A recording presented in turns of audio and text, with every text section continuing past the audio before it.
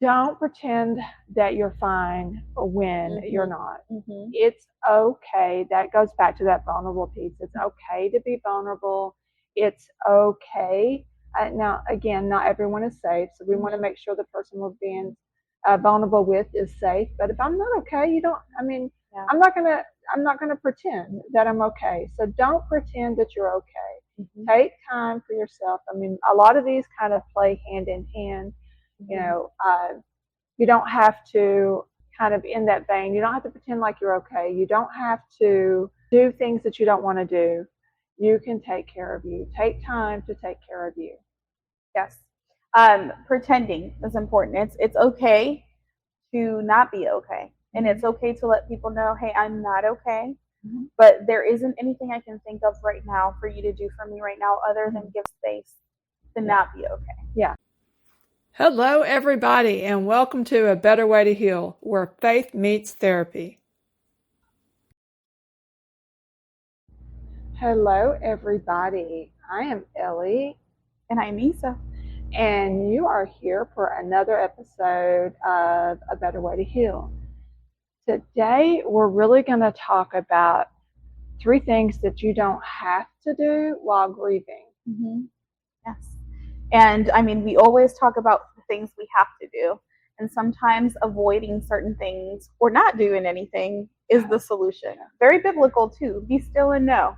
But in this case, let's find out what things we should be doing while grieving. Right. So, the very number one thing, I get this all the time, and I was just watching one of my old, probably 90s shows, right? Maybe 2010 ish. Anyway, I was just watching an older show, and one of the characters lost their father, and they're so busy taking care of everyone else, they're not taking care of themselves. And so I would say the first thing is you don't have to take care of everybody around you. You know, grieve in a manner that makes sense for you. Don't don't. Uh, of course, it's different when we're a mother. We're taking care of our children, but take time to grieve your loss. Yeah. Yeah. It's very interesting because today in Bible study, we were kind of addressing that in a different perspective. Mm-hmm. I have a friend that their son went through a very bad accident recently, and we have very similar personalities in the way of handling strong emotions. We are a bit stoic in the middle of grief or in the middle of hardship, and we don't truly break down until we've processed it with action. And that's just we're very aware of that. So it kind of helped be her buffer during that time. But there was this incident that's part of what we're trying to protect ourselves from. Yeah. Where friends were offended that she didn't reach out for help. And I know it's with the best intentions. We have some amazing friends that really want to be there with us, but sometimes it's a lot to process. So, for instance, I can be very strong in the face of my child being in the hospital and do what I got to do, change him, do all the physical activities to perfection. But in that same day, you can ask me, what do you want to eat? And that will be the thing that breaks me. That decision will be the thing that makes me fall apart. So sometimes friends with the best intentions, not knowing, make it about themselves. And I know that during grief, that is something, from the perspective of a friend, don't do that. Don't go to your friend, why didn't you call me? I would have been there for you. And you will become offended at how they didn't make their grief about your comfort. And that's something we have to be mindful. I just thought of it because it triggered it. Absolutely. Yeah, we really have to be careful that we're taking care of ourselves, not taking care of other people. And for those, our loved ones, we definitely want our loved ones to know. One of the things that drives me probably a little batty is hearing people say, well, God just needed another angel, or they took your loved one home before, because they were out of pain. But the problem is that I'm still in pain, right? And so just be careful about the things that you say. Don't make the grief about you. Yes. I shouldn't have to take care of you. Please don't make me take care of you if I lose a loved one. Yeah. That's number one. Don't take care of other people. Care for yourself. I mean, of course, like I said, if you're a mother or something like that, it's natural that we're going to want to take care of our children, but make sure we take time to care for ourselves. Correct. Yeah. And then sometimes on the other end, that might look like being vulnerable enough to reach out to somebody that you know will respect your boundaries well, because you're going to have to guard yourself. On the do side, you're going to have to kind of guard that peace that you're trying to attain and that space for grieving. And not everybody around us, not all of our friends or family can handle us grieving the way we need to grieve. So make sure you have that person that can understand that and protect us. So don't be afraid to say, I need this time for myself, and don't be afraid to make that circle even smaller for the people that can maybe care for like things in your home or children if you have young children, while you process what you have to process. Absolutely. Absolutely. What other don'ts do we have? Don't pretend that you're fine when you're not. It's okay. That goes back to that vulnerable piece. It's okay to be vulnerable. It's okay. Now, again, not everyone is safe, so we want to make sure the person we're being vulnerable with is safe. But if I'm not okay, you don't. I mean, I'm not gonna pretend that I'm okay. So don't pretend that you're okay. Take time for yourself. I mean, a lot of these kind of play hand in hand. You know, you don't have to kind of in that vein. You don't have to pretend like you're okay. You don't have to do things that you don't want to do. You can take care of you. Take time to take care of you. Yes. Pretending is important. It's okay to not be okay. And it's okay to let people know, hey, I'm not okay. But there isn't anything I can think of right now for you to do for me right now other than give me the space to not be okay. Yeah. Sometimes that's the most we can say. Yeah. And again, I kind of feel led to also, while she's addressing what not to do while you're grieving, for those well-intended friends and family to understand that that moment really isn't about you and your feelings. Kind of regulate yourself to understand that this person is trying to process emotions and feelings, and that the best thing that we can do sometimes is allow them to. And I think of Job.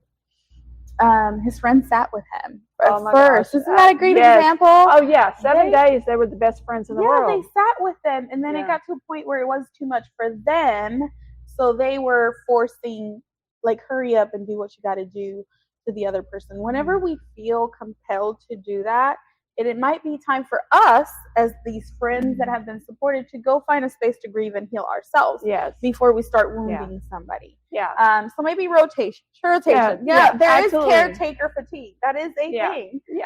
And when people are grieving, that can happen. Of course, it's not about enabling. It's not like when our friends are depressed or whatever. There might be things that we can do to it, kind of encourage healthier things. But during the grieving process, there is a time for that. There is a time for it's okay that they haven't gotten out of bed today. It is. It really is. Just bring them food to bed. Put it next to the nightstand quietly and walk away. I like what you're saying about checking yourself. You know, I think of the saying, check yourself before you wreck yourself. You know, really honestly, we when somebody has lost something very important to them, someone very important to them, the worst thing that we can do is make it about us. So we want to support the person that we care about, and when they've lost someone, they don't have the capacity. A lot of times we say, what can I do for you? They might not have the capacity to respond, to answer, and that in itself is mental load. It's a mental load.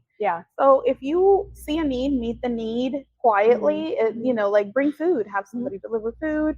You know, and that can even sometimes be overwhelming. But just kind of like think passively. Don't add another task to this person whose nervous system and mental load is already overloaded. Create space so that all they have to worry about in a certain period of time is healing.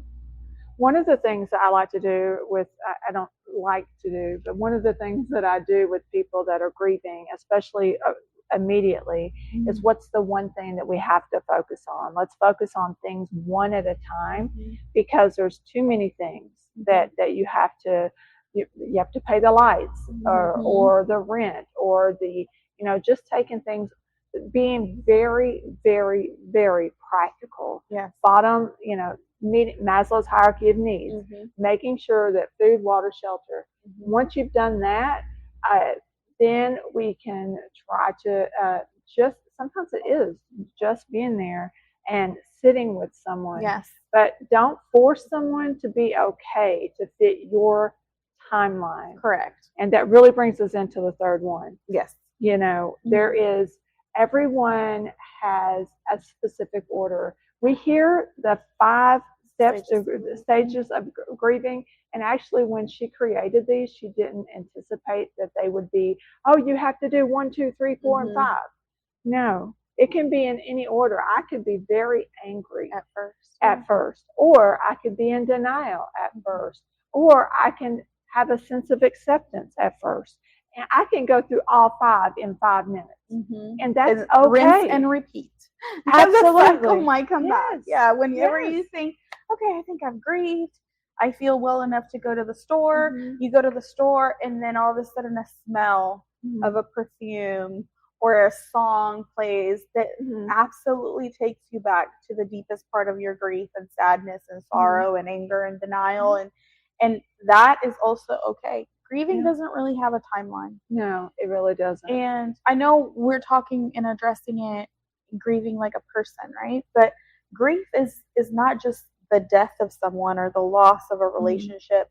Grief can be a dream unfulfilled. Grief can be, I mean, it could be something you never had. You can grieve something you never actually had, because our minds could be dreaming and desiring things that are very real to us, very tangible, very important, and we can grieve that. Yeah. And me personally, I'm in a season where I am grieving our world, state of our world, our country, how people are treating each other. I grieve daily for that. And that is a form of grief that a lot of us right now are carrying, some in silence, some unable to even go to people at church and say, man, I know Jesus is coming, and I know we have victory, and I know there is a promise. I know this, but it still hurts. Yeah. It's still sad. It's still scary. It's still depressing to watch the world be the way that they're being, and feeling impotent in it. And that's part of the process. Yeah, absolutely. So basically, the thing to think about when you have when you've lost someone, he's trying to get some word in. Yes, absolutely. But when you've lost someone, just really, you don't have to care for other people during this time. Take care of yourself. Don't pretend that you're okay when you're not. I mean, if you're okay, you're okay. And you may be okay today and tomorrow you're not. And that's okay. You don't have to grieve in any certain order. And one of the things I like to think about, there's a 6th stage of grief. Well, actually, depending on what model you watch, there can be up to 8 stages. But the one that to me means the most is the meaning making. When I'm able to make meaning of this, losing my mother was so hard for me. And even knowing that she was in pain, knowing that she was in a better place, I was with her at the very end, and I got to watch her cross over. And I had a beautiful friend that painted this picture for me of Jesus taking her in his hand and taking her dancing. And I mean, it was a beautiful picture. Didn't make me miss her anymore. I mean, any less. This year has been 10 years. And so when you hit those significant milestones, it really, it's another step in that grieving process. We talk about, well, aren't you over this yet? No. Yeah. And that's okay. I will always have the loss of my mother as a part of my life. Yeah.